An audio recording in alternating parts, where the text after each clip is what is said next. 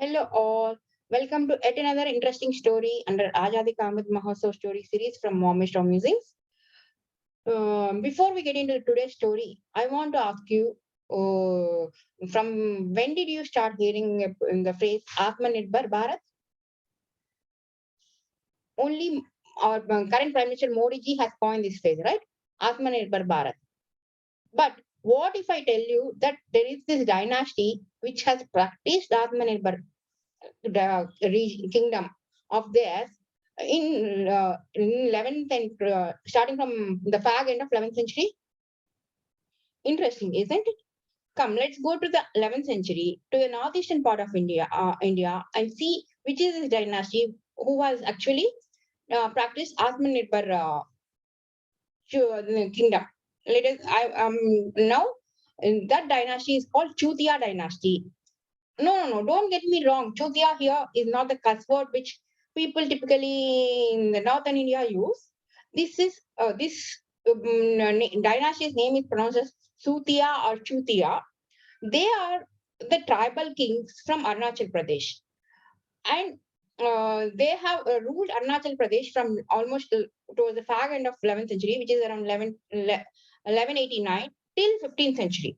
And these people claim that they have connections right from the kings of Mahabharata and Ramayana. And some story rumors say that they also claim that they have connections with asuras, the demons which we had found or read in the Indian mythology. Unfortunately, there is no historical evidences that were written completely about this dynasty. Though we have a lot of remnants of their uh, rule in Arunachal Pradesh even today, the written records of that rule are not being found. So let us go. I'll try to highlight as much as information which I could get by doing a lot of research around the Arunachal history.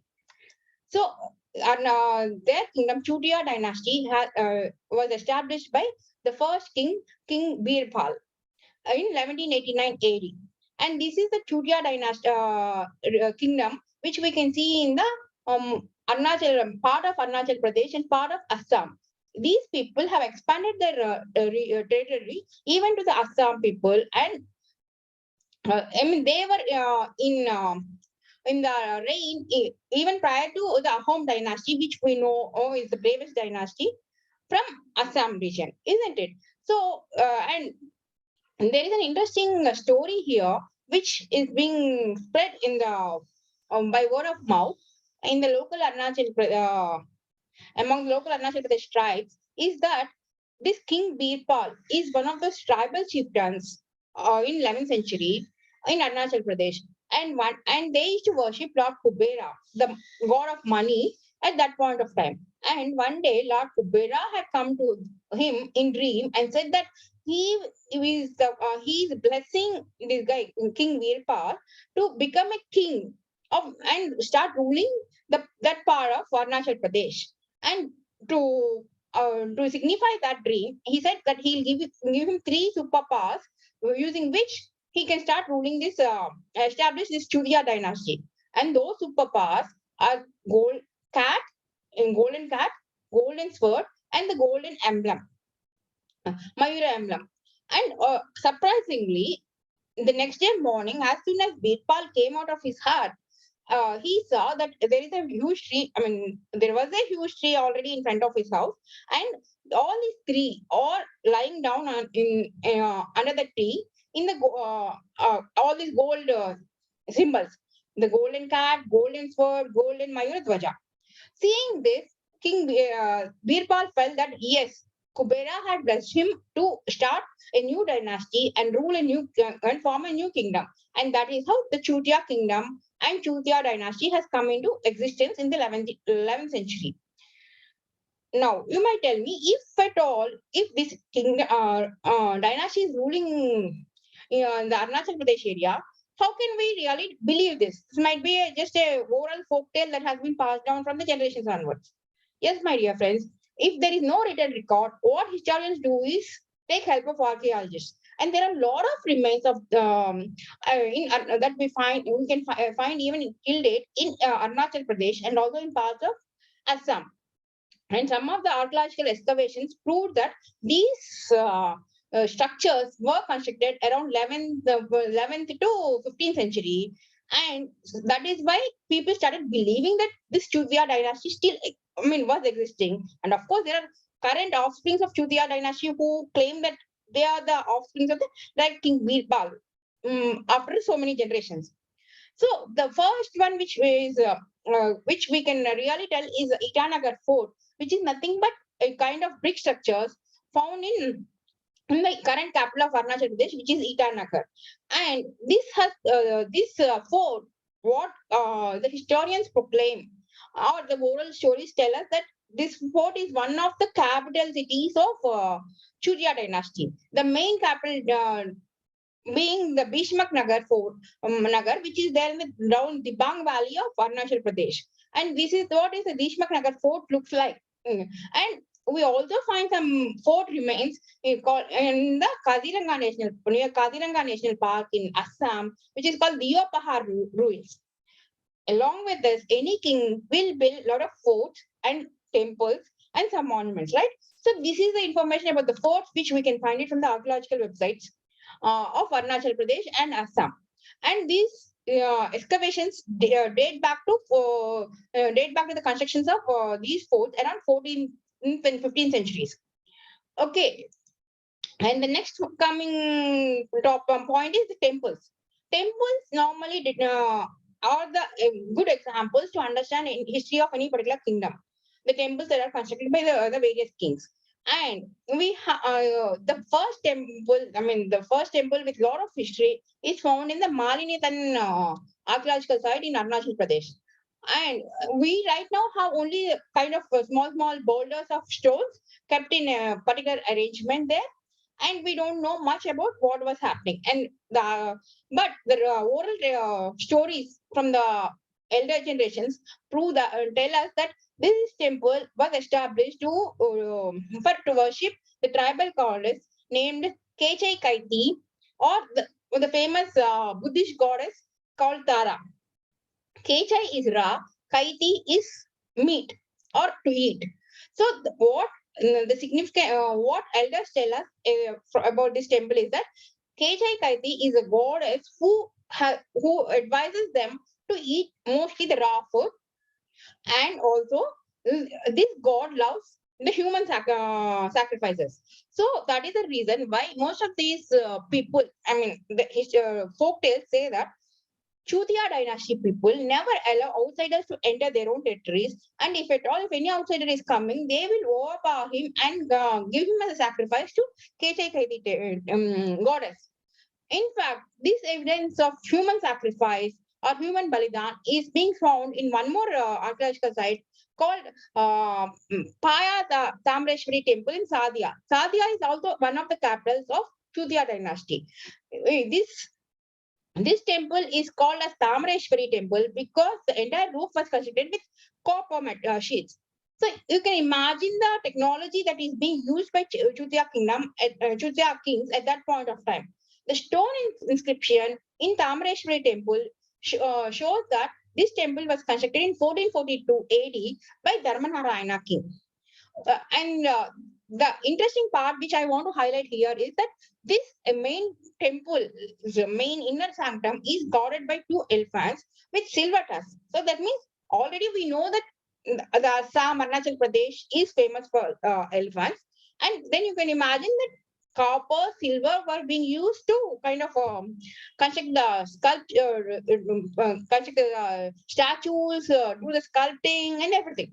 So that shows how advanced these people are. And what I really liked about this dynasty, these kings, is that they are highly industrialized at that point of time in 14th, 15th centuries itself. The king who had taken them to the real hell is King Ratna Gajpal. And under his rule, actually, they became totally self-sustained itself.